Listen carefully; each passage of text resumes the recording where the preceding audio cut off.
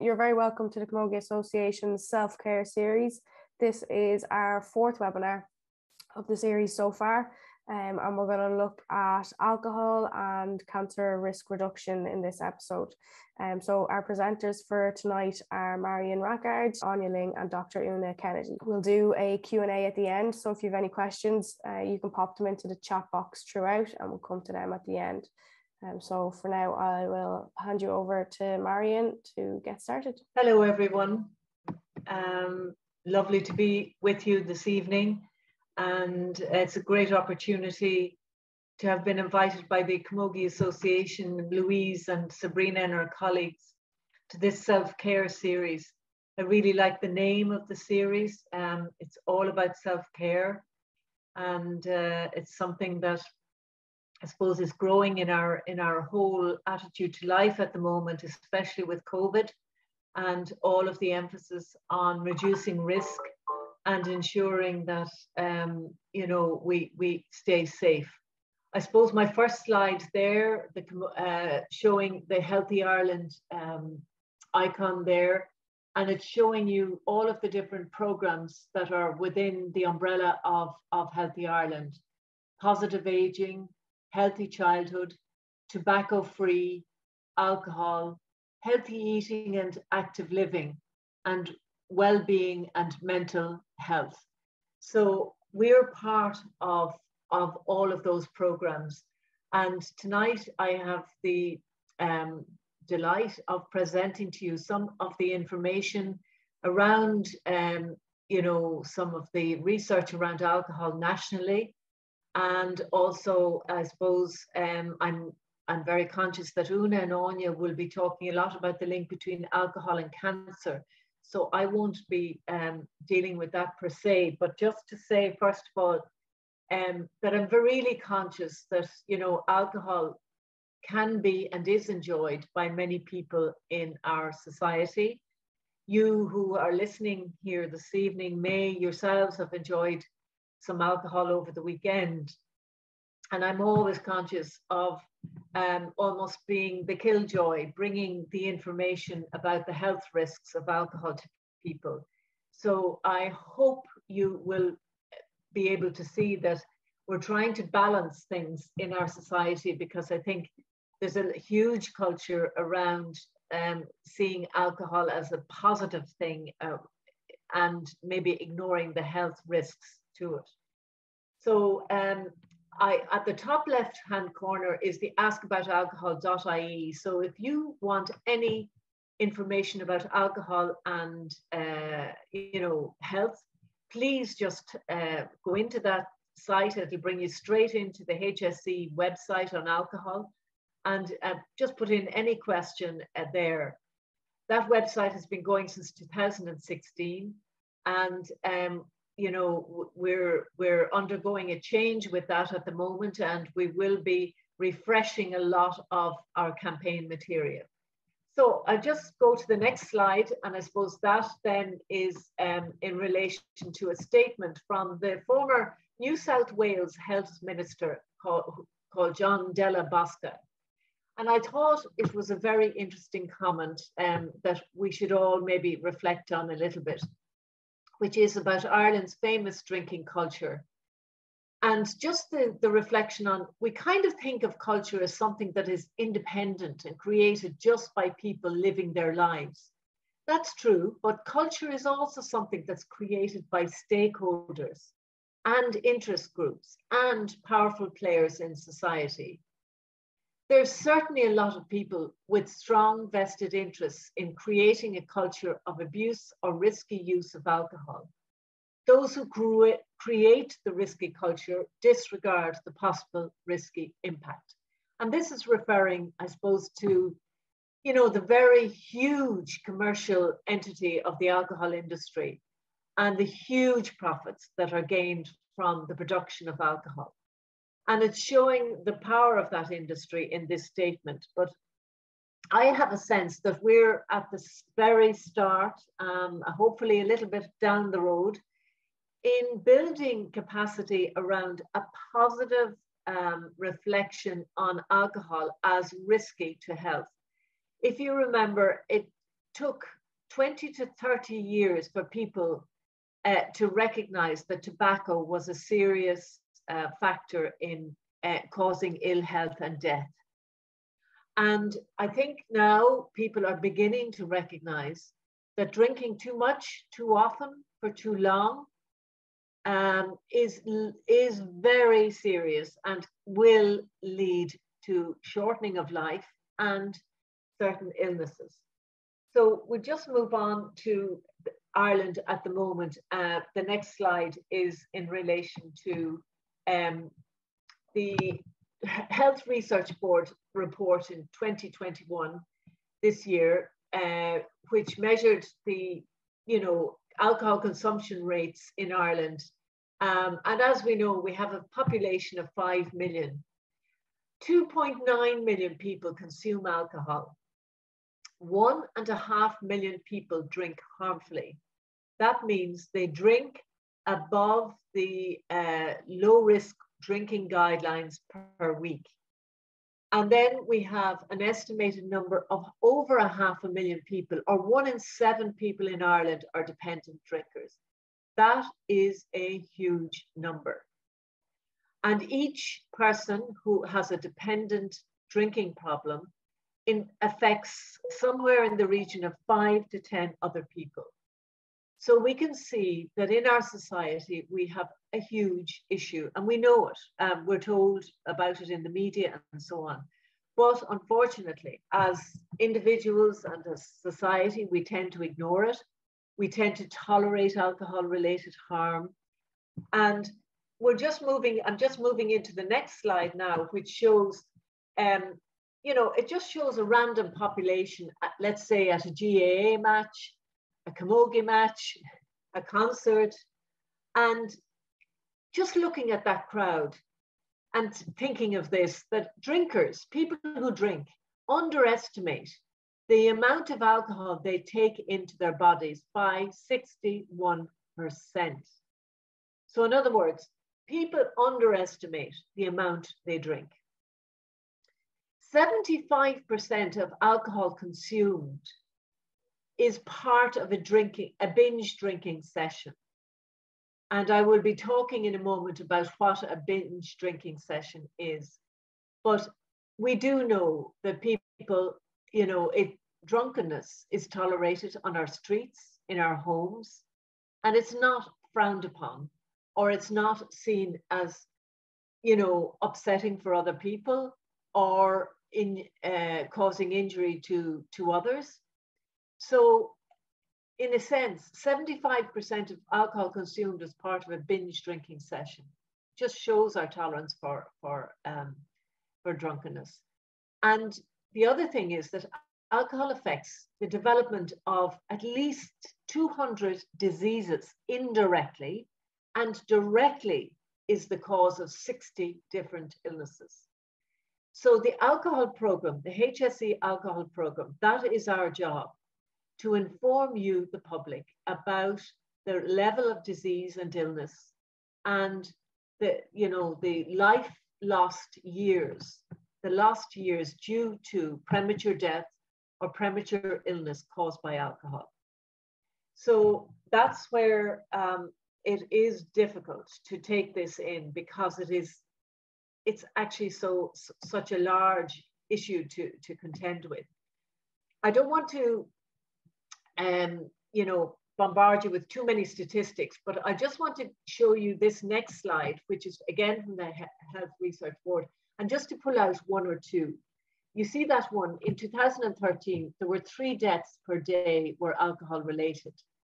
2 out of those 3 deaths were for people under 65 years of age. So in other words, 2 of those were usually due to acute conditions caused by alcohol consumption. And 1 of those deaths was due to chronic alcohol consumption over 65. The cost to the economy and the taxpayer is about 1.5 billion. So you can read those other statistics yourselves when you're looking back on this presentation, just to see, and I know sometimes they appear meaningless, these statistics. But I just want to bring you into our alcohol program, which is where I work as a project manager with my colleague, Dr. Aisling Sheehan, who is the lead for the alcohol and mental health programs in health and well-being. And our aim is really to achieve a healthier and safer Ireland by working to reduce individual and population alcohol consumption and health inequalities, and to protect children, families and communities from alcohol-related harm. That's our main work, our main role. Obviously, all of the other points as well, to inform the public about alcohol and to tackle social and cultural norms through the Ask About Alcohol campaign and the website. And I suppose we're also very interested in promoting the public health interventions and community action on alcohol to reduce the harms. So this is a commitment by government. The whole of government commitment is to reduce alcohol consumption from 11 litres to 9.1 litres of alcohol each year. So now moving to the next slide, the BINGE drink, the weekly low risk weekly guidelines. And I just wanted you, I'm sure you all are aware, but maybe not so, because we do understand that sometimes it's very difficult for people to work out what is the low risk weekly guideline. Well, 17 standard drink, and a standard drink is a half a pint or a pub measure of spirits or a small glass of wine. And, you know, 17 standard drinks per week for men and less than 11 standard drinks per week for women, with 2 to 3 alcohol-free days. That's where you remain at low risk from developing any alcohol-related diseases or illnesses. You have the leaflet there to the right called a quick question, which we use for screening and brief intervention when we're, you know, as healthcare professionals with the public through our 2 projects, the SARE project in social inclusion and in community services, and also in making every contact count, which is the national strategy for early intervention on all those health topics. Moving along to the what is binge drinking and what it does to the body. As I mentioned, you know, 61% of drinkers underestimate the amount they take. And we're looking here at somebody from an acute perspective. In other words, somebody who goes out on a Saturday night drinking and who may drink to, you know, beyond the low risk guidelines and may have the binge drinking known as 6 standard drinks or more on one occasion. And we know that that can often escalate to 12 or 18 drinks that people can have. It can be all sorts of numbers, but each person has an individual drinking pattern. And there is memory loss, a blackout, or not remembering how they got home, not remembering who they were talking to, not remembering getting involved in a fight, bad hangovers and, you know, hungover all day Sunday, nausea, vomiting and shakes, alcohol poisoning, and increased risk of physical injury. They're all the acute effects of binge drinking. And then when we look at somebody who regularly binge drinks, we see that they end up with the long-term risks of concentration and memory problems, brain damage, mental health issues, alcohol dependency, heart problems, diabetes and weight gain, liver damage, cancer, and sexual problems and fertility issues. So one of the things we try and do, and I would encourage all of you who might be concerned about somebody, to have a look at our website and to undertake the self-assessment tool and the drinks calculator and our self-help strategies to identify, you know, what level of risk is the person drinking at. So that they're our most popular tools, and we are thrilled that people are using them in the numbers they are using, because it's giving people some sort of an indication of the level of harm that of their drinking pattern. And there may be no harm either, so it's often reassuring for people to know that they're okay. The next leaflet, slide shows a kind of a continuum of drinking from hazardous drinking right over to severely dependent drinking. And it shows the kind of interventions that are required for each section of drinking pattern.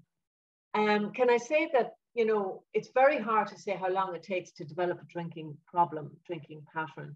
Some people might develop a serious problem within 6 months, a year. We know that for women, and we are talking a lot to women tonight, you know, smaller liver, you know, less muscle and more body fat. So the alcohol is affecting women much more quickly than men. So it is really important to remember that the liver can only, you know, break down a standard drink in 1 hour. So, you know, having 6 standard drinks at one sitting or within an hour can be very, very hard on the body. The next, the drinking guidelines then, I suppose, they're numerous there, and we won't have time to go into all of them. But I suppose really the most important thing is, you know, and there are notes there that go with that slide, which show that the importance of no more than 2 standard drinks for women on an average day, no more than 3 standard drinks for men on an average day, with 2 to 3 alcohol-free days each week to minimize tolerance and habit formation.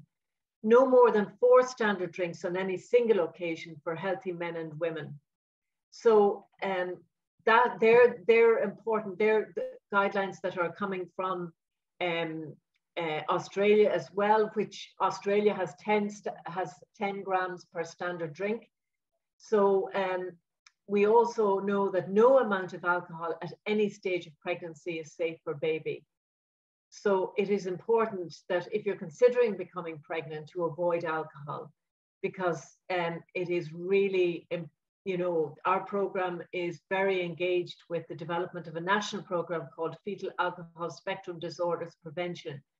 And, you know, because there are 600 babies born each year in Ireland with fetal alcohol syndrome, which is a very serious neurodevelopmental disorder for the developing child. So no amount of alcohol at any stage of pregnancy is safe for baby, and it is safest not to drink when breastfeeding. All of that is available on mychild.ie and Ask About Alcohol. And for children under 18 years of age, the safest thing is not to drink, because the brain is developing until the mid-20s. So delaying the onset of drinking is critical for as long as possible.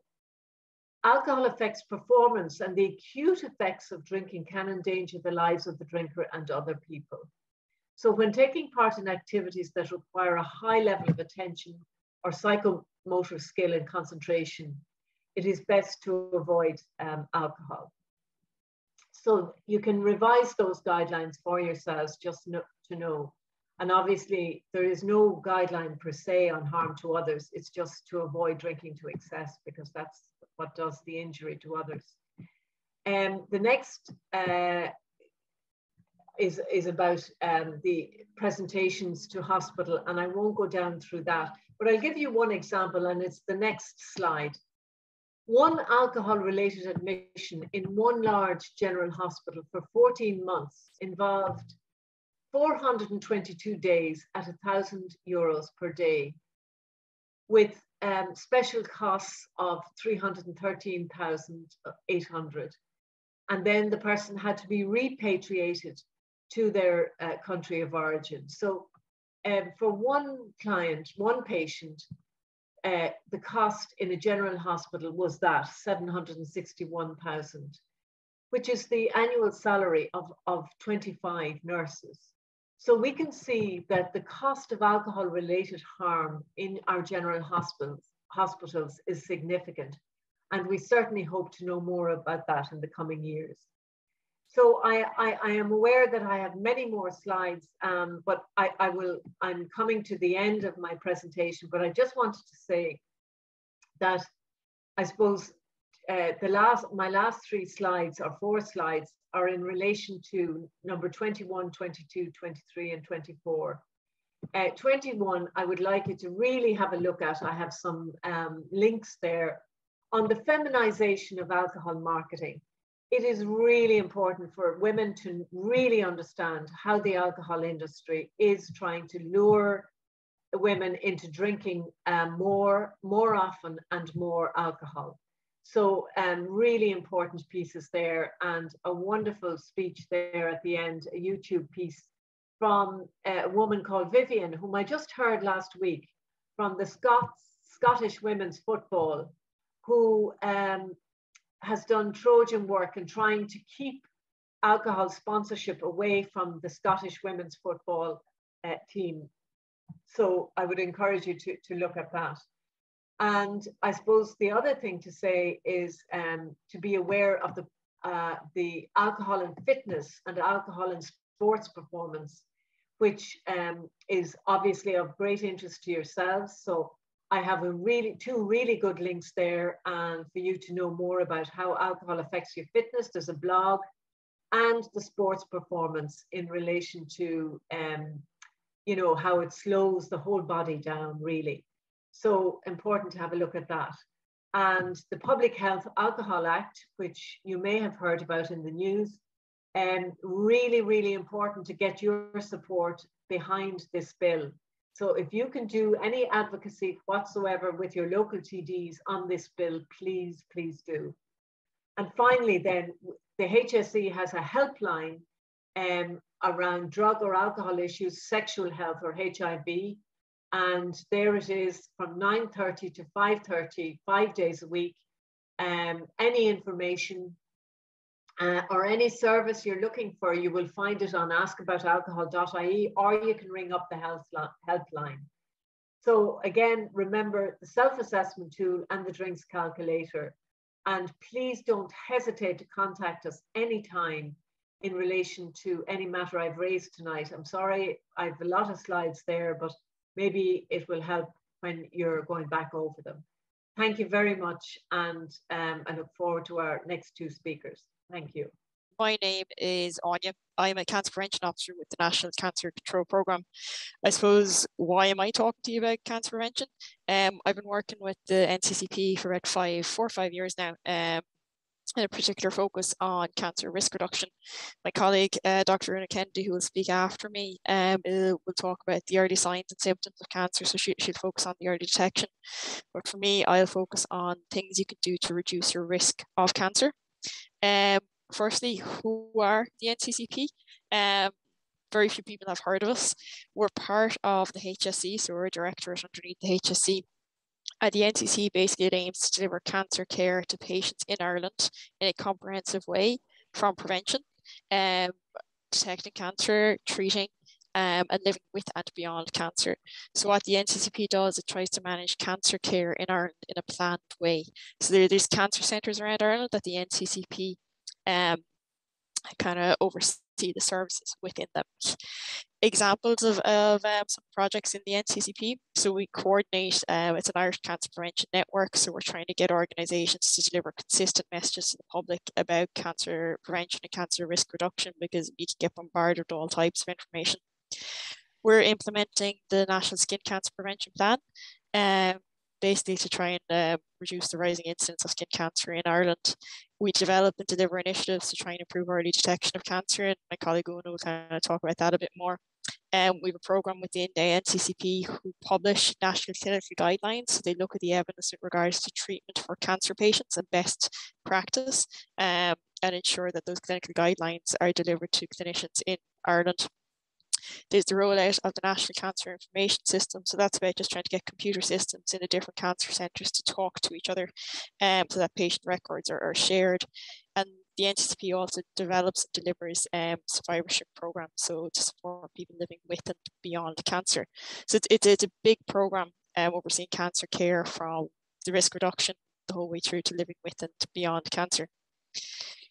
In terms of cancer in Ireland, look, we know that cancer incidence is rising rapidly in Ireland.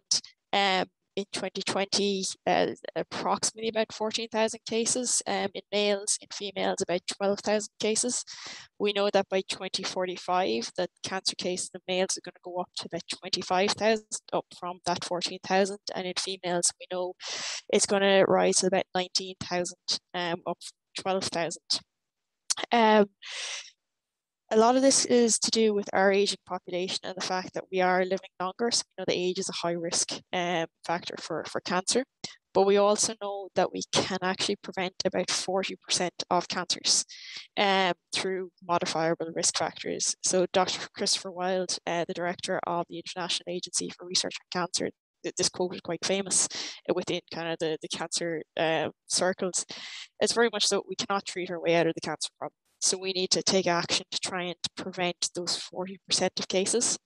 Like I said, there's things we can't do, but there is things that we can do to try and reduce our risk. In Ireland, we know what the most common cancers are. So in men, prostate, bowel, lung, and melanoma, which is a form of skin cancer. And in women, the top 4 cancers are breast, lung, bowel, and melanoma, so again, skin. We know what are the most common causes of cancer death. So in men and women, lung cancer is the cancer with the highest mortality in Ireland. Then you've got bowel, prostate, and esophagus, and breast and ovary. So we know what cancers have the highest incidence in Ireland, and we know what cancers cause the most amount of deaths in Ireland. So what we can look at then is what are the risk factors related to these cancers. Now, we get bombarded with information with regard to what causes cancer. Like I open up my computer every day and have a quick check on various different news sites. You get told absolutely everything causes cancer: mobile phones, deodorant, microwaves. I think one of the best ones that I came across was the noise from windmills causes cancer. It's very hard when we're bombarded with all this information to go, well, what do I actually believe? And what can I actually do? And it's very easy just to push it back into background noise.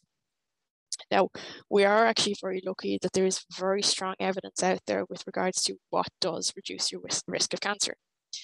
So IARC is the International Agency for Research on Cancer, and every couple of years they publish this blue report, so it's the World Cancer Report. And it's basically a summary of all the research that is done on cancer prevention. So it provides a summary with regards to the risk factors. We've also got the World Cancer Research Fund, which is the purple report on the side. And what the World Cancer Research Fund does, it focuses on diet, nutrition, and physical activity and how it relates to cancer risk. You've got the European Code for Cancer Prevention, which is the ECL, which is the box in the middle. And then the box down at the very bottom, again, it's IARC. So what IARC do is they have a classification system. It's 4 groups. And they actually classify substances as to whether they are carcinogenic to humans or they're not carcinogenic to humans. So group 1 would have things like asbestos. It would have alcohol in there. It would have smoking, so tobacco smoke. So we know these things definitely cause cancer. Things in group 2A, we think that they cause cancer in humans, but there's not enough evidence out there to really push it into group 1. Group 2B, possibly carcinogenic to humans. With those kind of ones, it usually needs more research to say it does or it doesn't. And then group 3 are things that we know do not cause cancer in humans. So that kind of gives a bit of background that we know that we've got really strong evidence base to draw from. And a lot of my job is actually going through these types of reports and trying to translate the research into terms that we can use every day to try and get that information out to just the general public. So what does actually increase or decrease your cancer risk? We have this poster, it's steps to reduce your cancer risk, and kind of the next few slides, I'm going to go through a few of these, and I will share the link with regards to this poster. We're just trying to get across in simple terms about what does cause or decrease your risk of cancer. So firstly, well, I'm talking to the Camogie Association. It's an association that delivers physical activity programs to the whole nation. Physical activity, we all know, is absolutely brilliant for a number of different diseases and illnesses, so cardiovascular and mental health. Physical activity, it reduces your risk of 3 cancers. So it reduces your risk of bowel, breast, and womb cancer. You can see it's particularly related to the female cancers. And basically what physical activity does, it helps the body use insulin more effectively. It reduces inflammation in the body. It promotes healthy hormones in the body. And it also decreases the length of time that the gastrointestinal tract is exposed to certain substances. So basically just moves things through your body that bit quicker. So basically, Camogie Association and all of you guys being active are doing something that reduces your cancer risk. I'm not going to go into the guidelines for physical activity. Most people will know that you're looking for about 150 minutes of moderate physical activity a week or 75 minutes of vigorous activity. So basically what you guys are doing in the Camogie Association, anyone involved who is active, you are reducing your cancer risk. This one I would really like to emphasize, it's about skin protection. So we know that the sun emits UV rays. These UV rays can damage our skin. It damages DNA, which leads to skin cancer. Now, Australia are miles ahead of us in terms of getting people to protect their skin. Why is it important to protect your skin, especially for kids? We know that if you are sunburned severely more than 3 times before the age of 30, your risk of developing melanoma skin cancer increases nearly 4-fold. Okay, so kids' skin is particularly vulnerable to UV rays. The good news is we can all take action to protect our skin. So things like before you go out training, or if you're holding summer camps, slap on that sunscreen. You're looking for SPF 50 for kids, SPF 30 for adults. Wear clothing that covers your skin. Now, I used to play camogie. I'm fairly sure I used to roll up the sleeves of my shirt to try and get a tan the whole way down my shoulder so I wouldn't get a farmer's tan. What I was actually doing when I was tanned was causing damage to my skin, which increases my risk of skin cancer. So it's just things like making sure the sleeves are long. If you guys have collars, pop up the collar so the UV rays from the sun don't actually reach your skin. Now, I know wearing a white brimmed hat when you're playing camogie is not really feasible, but if you're on the sidelines, you're watching, definitely slap on a hat that covers your ears and your neck. If you are holding camps or you're out and about, it's try and seek shade when the UV rays are strongest. So between April to September in Ireland, the UV rays are at their strongest. They're above 3 on the UV index. So ideally you want to seek shade and not expose your skin to those really strong rays. And then finally, slide on sunglasses to protect your eyes. I'm going to emphasize this because skin protection is so important in Ireland. The majority of us have the type of skin that damages and burns easily. And these simple steps can protect the skin and reduce your risk of skin cancer, especially amongst kids. It's really do protect kids' skin from the sun. So if you forget everything else I say, please try and remember this whole SunSmart. And if you do want any resources, that website there, hse.ie/SunSmart, has heaps of resources with regards to how to protect skin and things that you can use with sports organizations.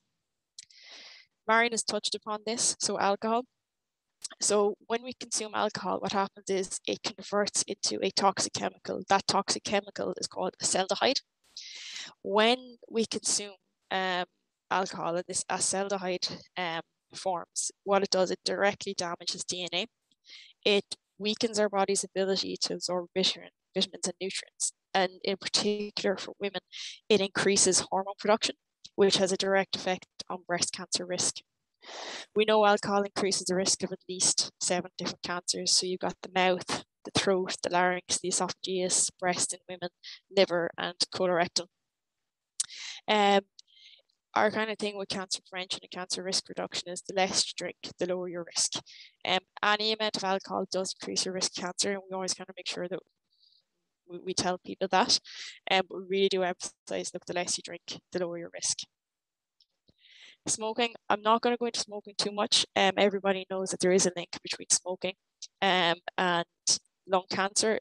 There's a link there between tobacco smoking, at least 15 types of cancers. It's not easy to quit smoking. I worked as a smoking cessation officer in the UK for quite a number of years. I know it's not easy to quit, but there is support out there. So the HSE have quit.ie and the helpline there if you do know somebody who is trying to quit and needs a bit of support. Secondhand smoke as well. We know that secondhand smoke increases the risk of cancer.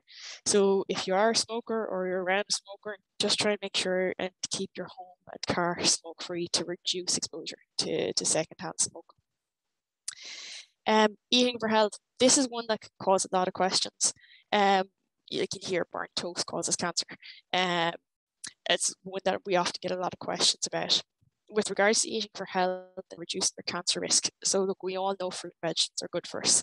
And in relation to cancer risk reduction, whole grains.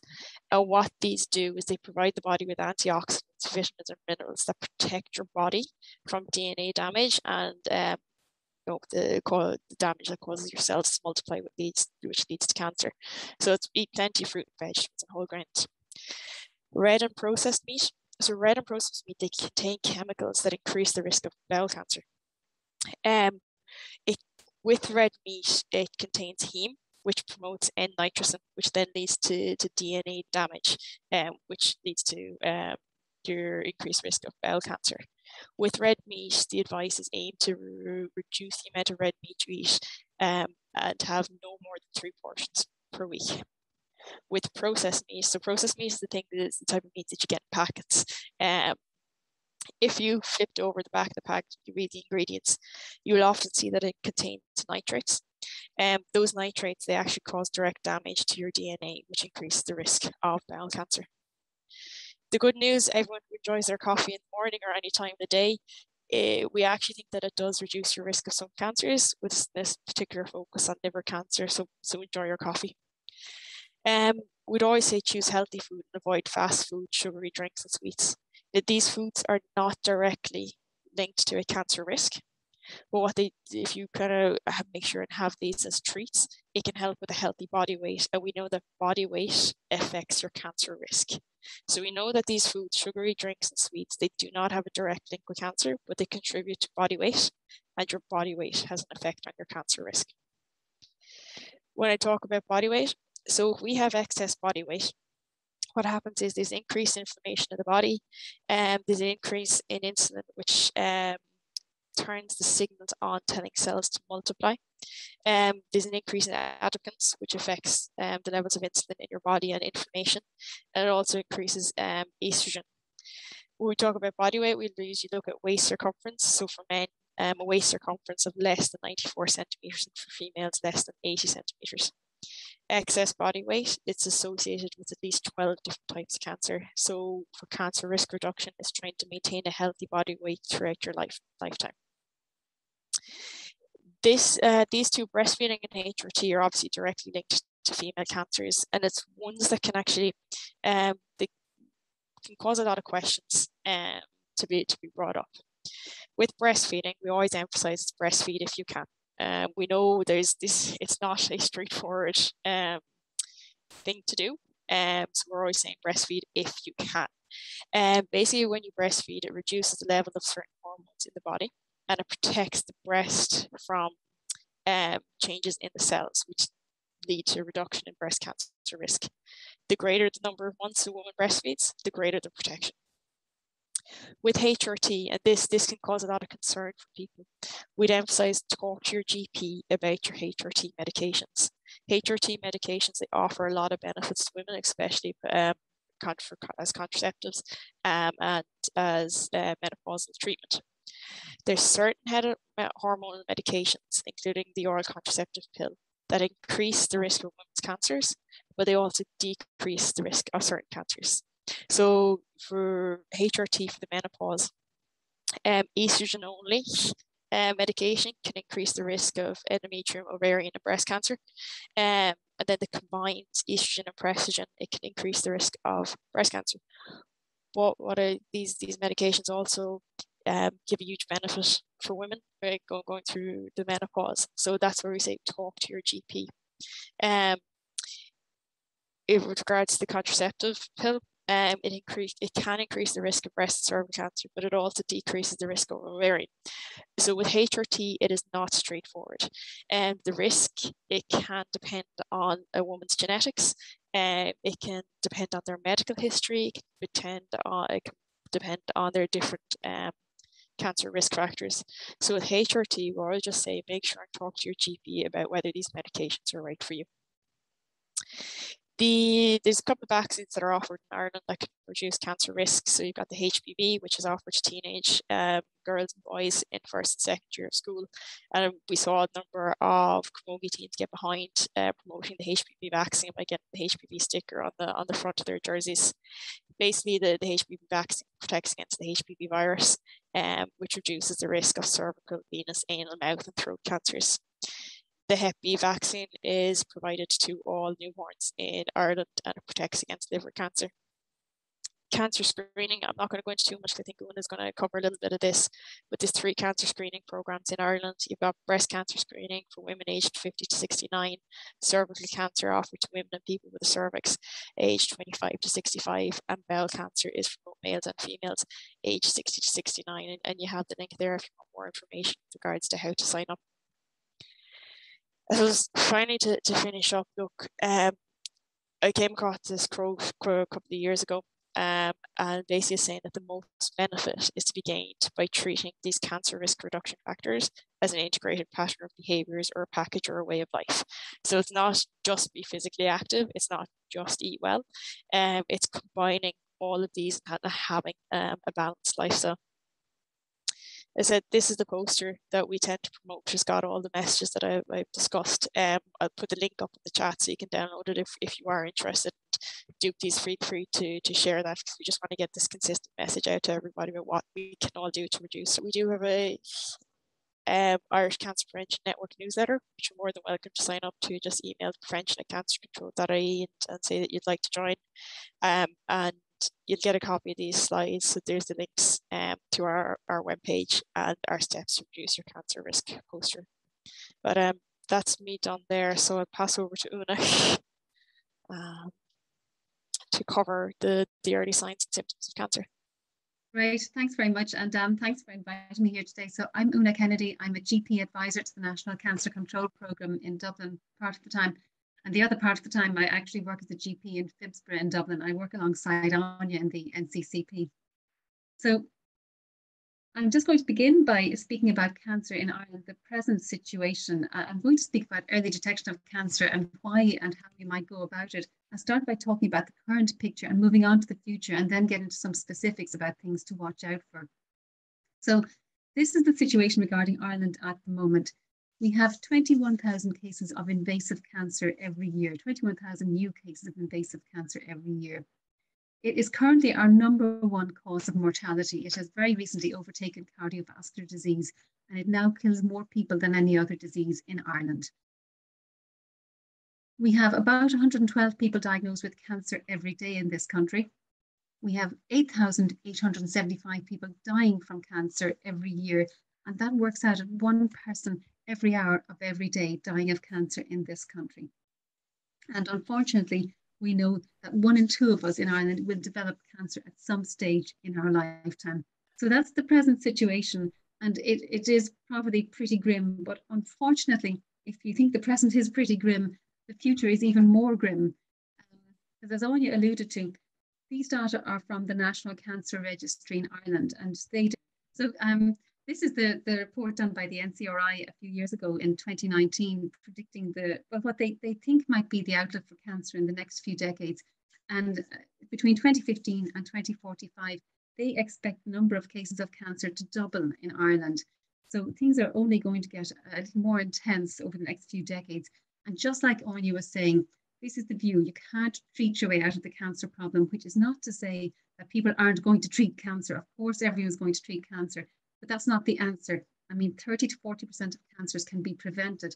That has to be your first step. And if you can't prevent cancer, then the answer has to be to find them early before they get too far advanced, where they're at a point where they're treatable. So if you click on again, please, Aine.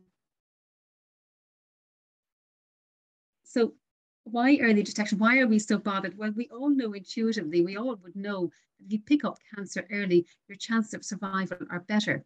And we all have some idea, I think, that cancer is broadly divided into 4 stages. Stage 4 being the earliest stage when it's relatively easy to treat, and stage 4 being where cancer is more widespread. And this graph here just shows the difference in survival in the common cancers if you're diagnosed at stage 1 or stage 4. So stage 1 being the people diagnosed in green boxes, stage 4 are the people who are diagnosed in red. And it shows you the chances of surviving for 5 years if you're diagnosed at stage 1 or stage 4. And you can see, for example, with melanoma, if you're diagnosed with stage 1 melanoma, you can reasonably expect a 99% 5-year survival, compared to stage 4, where it's still a fairly respectable 62%. The same for prostate. I left prostate in here. I know this is camogie and it's women's health, but it just goes to hammer home the point that if you pick it up early, your chances of survival are very good. Bowel cancer, you have a 95% survival at stage 1 compared to just 11% at stage 4. And breast cancer, the commonest cancer in women in Ireland, a 97% 5-year survival at stage 1 compared to just 26% at stage 4. And even lung, which is very much the poor relation here, the 5-year survival for stage 1 is only 50%, but way, way better than if you're diagnosed at stage 4. So the outlook for stage 1 cancer is really, really good. And the answer, I think, when people say, what are we going to do to improve cancer outcomes in Ireland? The answer isn't to wait until people get stage 4 and then go in all guns blazing. The answer is to get those people out of those red boxes and into those green boxes and get them diagnosed as early as possible. So the next slide, please, Anya. So these are the female cancers, particularly the gynecological cancers. They wouldn't be the most common cancers in Ireland. But again, the same figures hold true. I mean, we look at cancer of the womb, 94% 5-year survival, cervix, 95%. So those are the generals about cancer in Ireland. So like I said, to get into specifics, the big one is breast cancer. We've well over 3,000 cases every year in Ireland. It is the commonest cancer in this country. And the really good news is we have breast check. We have a screening program now for women aged 69. You'll get called every 2 years and everybody should go to breast check. If you're not within that age group and you're not getting called for breast check, what are the things you look out for that might make you think you need to get checked out for breast cancer? Well, the big one we all know is the lump in the breast. If you have a lump in your breast, you get it checked. A lump in an armpit, because sometimes the tail of the breast can extend up under the armpit, or sometimes cancer from the breast can spread to the armpit.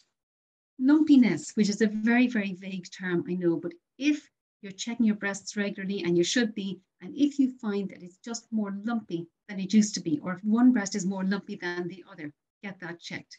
Changes in the nipple, such as discharge from the nipple, particularly blood-stained nipple discharge, or nipple retraction, and that's where the nipple might have been sticking out before, but is now turned back in on itself. Some skin changes can be worrying, such as ulcers that don't heal, eczema that doesn't get better, or if you have dimpling of the skin, and they call it peau d'orange, it's where the skin looks like the skin of an orange. That is worth checking. And finally, of course, breast abscess would be a worrying symptom.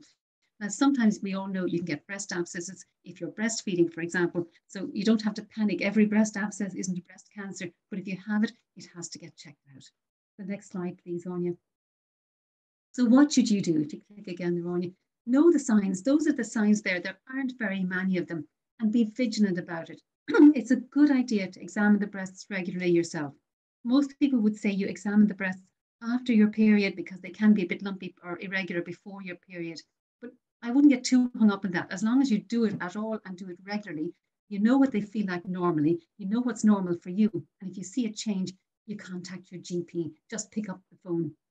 The good news now is that if you have symptoms, we have rapid access breast clinics in 8 centres around the country. If you have worrying signs and symptoms, you can get referred there and they will see you quickly. The next slide, please, Anya. Finally, lung cancer. Now, lung cancer is our biggest killer in Ireland. It kills more people than any other cancer. And at the centre of this slide, I put in more women than men will develop lung cancer. And I went a bit pink on this slide because I'm trying to drive home the point that this is increasingly becoming a female cancer and not a male cancer. And we need to stop thinking about it as a cancer that men get. As time goes by over the next couple of decades, more women than men will get lung cancer. Our lung cancer rates, like all cancers, are set to double. It is currently the second commonest cancer in women, so it is not a rare cancer in women. Older people and smokers are at greatest risk, but anybody can get it. And the really unfortunate thing about lung cancer is that the early signs and symptoms can be vague and difficult to spot, so you do need to be vigilant. You click again, please, Anya. This is a very busy slide, but it kind of gets it all together in one slide at least. So who's at risk of lung cancer and what are you watching out for? Well, who's at risk? Men and women. And it's important for us all to remember women can get lung cancer and increasingly more women will get lung cancer. People who get lung cancer tend to be older. They're generally more than 50 years old. At about 97% of cases of lung cancer, it can happen to younger people though. They tend to be more commonly smokers or ex-smokers or people who are exposed to smoke. That's your passive smokers.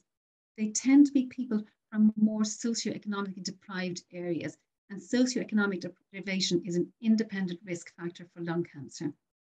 And we mustn't forget radon. They reckon that about 9% or 10% of lung cancers in Ireland are caused by radon. Radon is a naturally occurring gas that occurs in our environment. It comes from the atmosphere all around us. It's hard to avoid. But if you are living in a high radon area in the country, probably you should think about having it looked at or having the radon levels in your house measured. And you can take action to protect yourself then from radon. The signs and symptoms of lung cancer, unfortunately, are very vague. It's not like breast where there's a lump, for example. They can be very mild. The first sign or symptom would be a cough. A cough that's there all the time that doesn't go away. And all the time means a cough that goes on for more than 3 weeks, particularly in a smoker. If you have a cough all the time, or if your cough is changing, that's something to take note of. If you have appetite loss or if you have weight loss that you haven't planned, and you're just losing weight quite unexpectedly, and that's a pretty hard sign for any cancer. If you have a new cough in somebody who never coughs, who's never had a long-term smoker's cough, that should get checked out. Chest or shoulder pain, particularly if there's a tumor that's pressing on the chest wall or up against the shoulder. If you're easily breathless or more breathless than is usual for you. So if you have somebody who might say they always were able to get up the stairs without any bother or get down to the local shop, and then suddenly they find that they can't do these things, that's something to take a note of. And if they're really, really tired, and that's really way more tired than is normal for you, or way more tired than you can explain. The next slide, please. We did some work at the National Cancer Control Programme about the barriers to diagnosis. What is the problem with getting people with lung cancer diagnosed early? We know that, unfortunately, just about 1/4 of lung cancers are picked up at an early stage. Most lung cancers are picked up late, and it's hard to know why. But we got together a bunch of people who were over 50, who were smokers, who were from a deprived area, and we asked them why they wouldn't get checked out if they were worried about cancer. And this is what they said. Cancer means death. Cancer means death. If you get cancer, you die. But of course, that's not true. We just looked at the previous slides and we can see very clearly that cancer doesn't mean death, or certainly doesn't have to mean death if it's picked up at an early stage. And then it's too late for me. Why aren't you talking to my children? They're more important. And I think that's something we're all going to have to change as well. The median age for diagnosis of lung cancer in Ireland is 70 to 74 years. So they are older, but we all know that people aged 70 to 74 are not elderly anymore. And it's not time to give up on them or to forget about them. There still is a lot of living to do at that age. And then finally, I would die rather than see a doctor, literally. And this cropped up again and again in the focus groups, that people felt when they go down to their GP, they just get nagged and given out to for being smokers. And it's something that we all as GPs need to stop doing. But just that if you have a smoker close to you, or if there's someone you know who you're worried about, just be aware that they just might dread going down to see someone to get nagged. And they just might require a little bit of encouragement or reassurance or a gentle nudge to help them along the way. The next slide, please, Onion. So again, particularly for lung cancer, what do you do? Well, know the signs. Vague and all as they are, if you don't know the signs, you certainly aren't going to pick it up. Be vigilant. Lung is one of those cancers you really do have to watch out for. And if you're not watching out for it, you miss it because the signs are so very vague. Offer reassurance. And this is to people close to you who may be smokers. Just reassure them that it is worth getting lung cancer picked up early if they have it. And they do need to get seen to their GP. There is a real fear around lung cancer, particularly amongst smokers. And they do, particularly men, seem to need that gentle nudge to get them to seek help. I would say if people are worried about going down to see their GP, you can always get them to phone. Even a phone call would be a start. And what's not well known is that like breast cancer, like prostate cancer, there are rapid access clinics for suspected lung cancer as well. So if you do have signs and symptoms of lung cancer, you will get seen quickly. So the next slide, please, Anya. The gynecological cancers, they're not the commonest cancers, but of course they're particular to females. As Anya said, really it's well worth encouraging women and girls everywhere to get the HPV vaccine. I know that the Australians are saying that they reckon they'll be able to eradicate cervical cancer eventually. We know that paper that came out in the Lancet recently saw a 90% drop in cervical cancer in people who got the HPV vaccine. And there is a group coming together in Ireland to talk about eradicating cervical cancer. And that's just a wonderful thing to imagine a cancer being eradicated, but you really do need to get the vaccine. In the meantime, we still all need to get our smear tests every couple of years. Things to watch out for with regard to gynecological cancer, well, really the big sign for gynae cancers is abnormal bleeding. Any bleeding that isn't normal for you. So most women will have their period every month for a few days. Really anything outside of that, consider getting it checked. So abnormal bleeding is bleeding between periods, bleeding after sex, bleeding in women who've had their menopause. Other signs you might look out for would be a lump or a bump, particularly if you can feel a swelling in the tummy, or if the swelling is bloated or distended, or if, for example, you could say, well, look, I'm not losing weight, but I'm just finding my waistband isn't closing on me the way it used to. Change in bowel or urine habit and bloating that you can't explain. So the next slide, please, Anya. And again, what do you do? Just know the signs, be aware, be vigilant. And the big thing is pick up the phone and contact somebody. That's all you have to do to start off with. Next slide, please, Sonia. And again, one of the commonest cancers in Ireland, one of the top 4 or 5 cancers in this country is melanoma skin cancer. And like Anya was saying, melanoma skin cancer is eminently preventable. About 90% are caused by sun or sun exposure. This could be avoided. Unfortunately, in Ireland, so many of us have very fair skin and we really can't take the sun very well at all.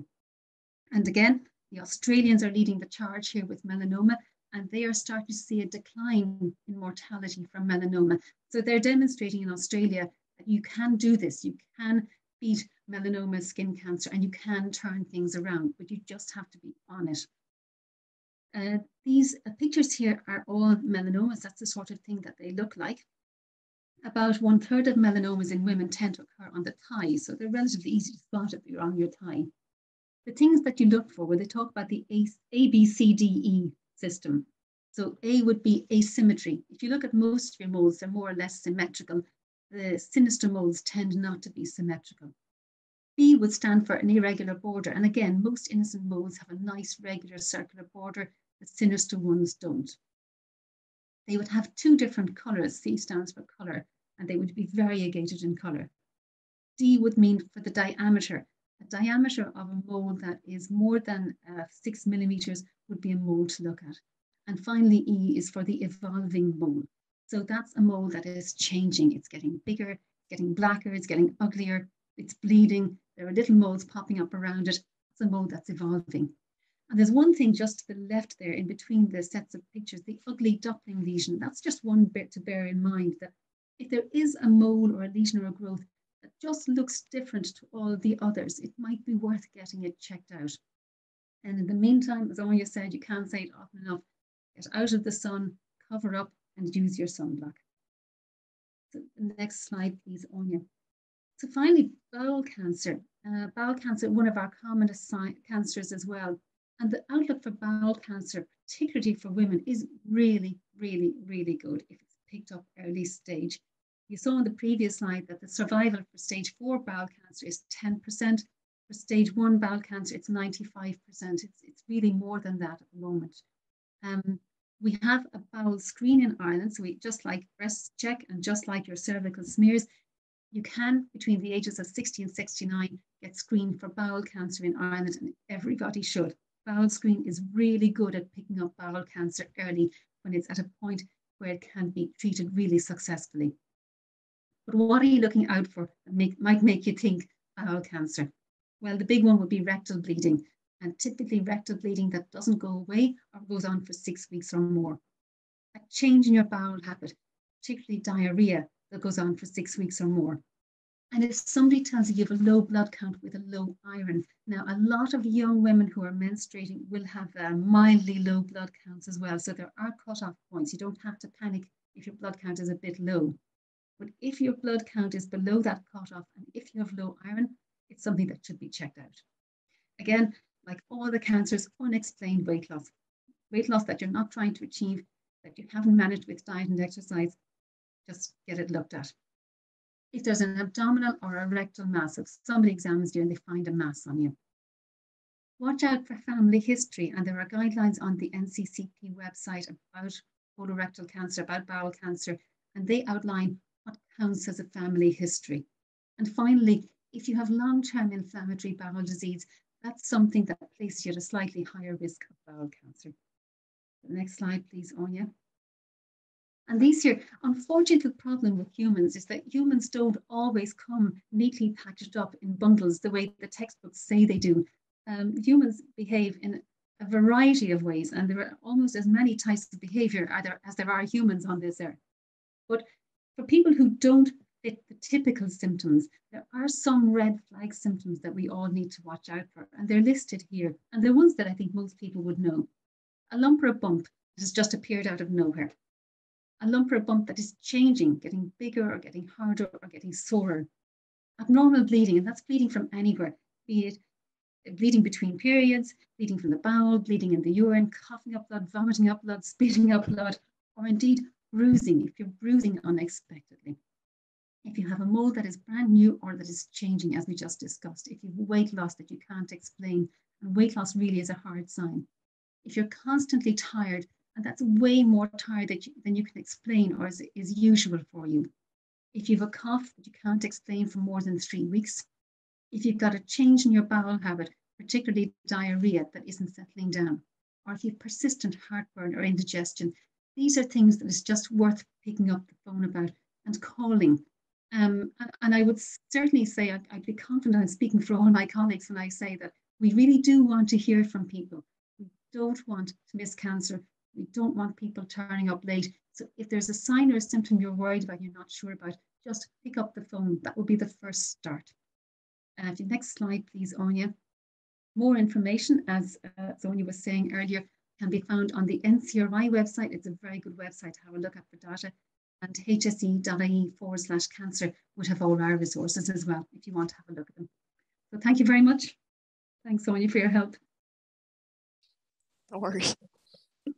Thanks, Anna, and thanks, Anya and Marion as well. That was brilliant. Guys, if anybody has any questions, feel free to either pop them into the chat box, or if you want to unmute and ask, fire away. While people are doing that, I might kick things off and just ask a couple of questions that have come in through our registrations. Anya, probably one for yourself, and yourself, Una, as well. Are there any particular risk factors that people who are involved with the Camogie Association need to pay any more attention to than kind of the norm? I suppose I'd emphasize the skin one. It's just because there's so much time spent outdoors, be it training, attending, watching games, matches. It's from April to September. It's so important for anyone who's participating in outdoor sports to protect their skins, and that's just simple things like, you know, slap on your sunscreen, so SPF 30 for adults, SPF 50 for kids. If you're wearing a top with a collar, pop up the collar so it protects your neck. Don't roll up your sleeves, so you know, keep your shoulders covered. If you're working with kids in summer camps, just make sure that there's some kind of shade provided so kids can take a break in the shade and get out of the sun's rays. So yeah, the one that I'd emphasize with the Camogie Association and people who are involved is to protect your skin from the sun.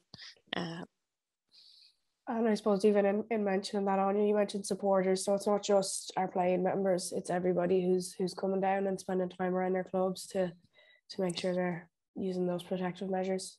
Yeah. Brilliant. Marion, if you're still there, I have one here for you. I suppose in terms of the alcohol culture and that's around particularly the sporting environment, would you have any advice in terms of I suppose changing that culture and just moving away from the binge drinking side of things? Yeah, sure, Louise. Would you on video me? I can't open the video here. It's asking the host to do that. Oh. Thanks. You might be able to do it there now, Marion. Oh, great. Thanks a million. Yeah, that's great. Thanks. Sure. And I mean, the GAA has tackled this issue quite well over the years with Dr. Mick Loftus, who was a former president of the GAA. Dr. Loftus was a coroner in Mayo. I don't know if people remember that. And he, as a result of his engagement with the GAA and being a coroner, he took a huge stance against any sponsorship of GAA matches by the alcohol industry.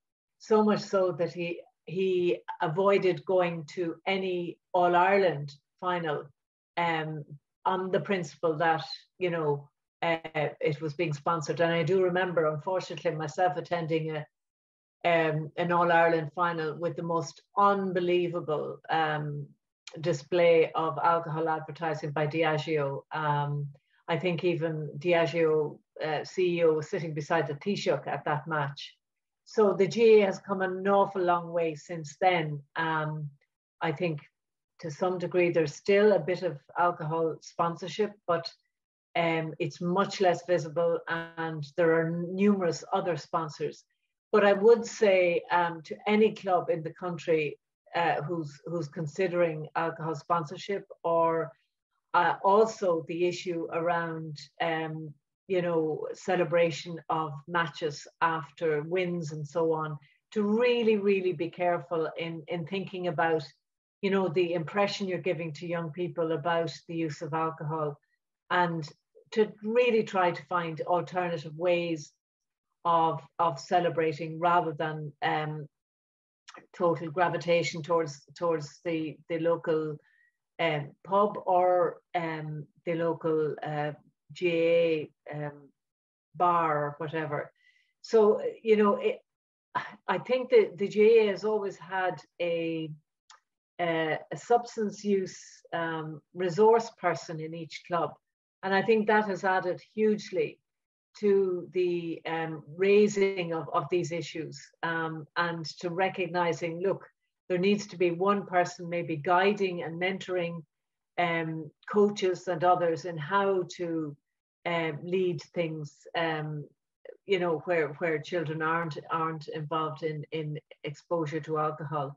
And I suppose the ASAP program and now the health promotion program within the GAA, and I presume maybe, Louise, that the Camogie Association benefits from the same resources as the National Association. So I think there's a lot being done, and certainly I know my department through Fergal Fox has links with Colin and his program and his staff. So there is a real effort here to recognize alcohol's minor role, very minor role, outside of the GAA in terms of, influencing young people's way of being, because really it's a cultural shift. And I know that we have resources now that through, for example, we have a resource for senior cycle in secondary schools called Know the Score, which is a very sporting term, 14 lessons on drugs and alcohol. And we're training teachers to deliver that in schools. We have a Healthy Choices resource for first, second and third year SPHE, and we have a resource for parents. So all of that is aimed at providing a scaffold around young people. But it is the adults, the parents, because, you know, when we look at statistics, young people get their access to alcohol through their parents, you know, through their parents' supply at home. So we, as parents and as adults, we've got to be really conscious and aware of how we're speaking about alcohol, how we're, you know, drinking ourselves. And if they see us using alcohol to de-stress, well, you know, all those messages are part of the whole thing. So it's a whole package, Louise. I hope that answers to some degree the concern.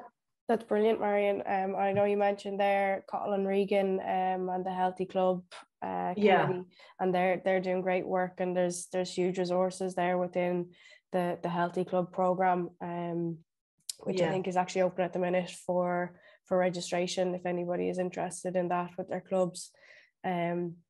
If anybody has any questions, feel free now to jump on and ask.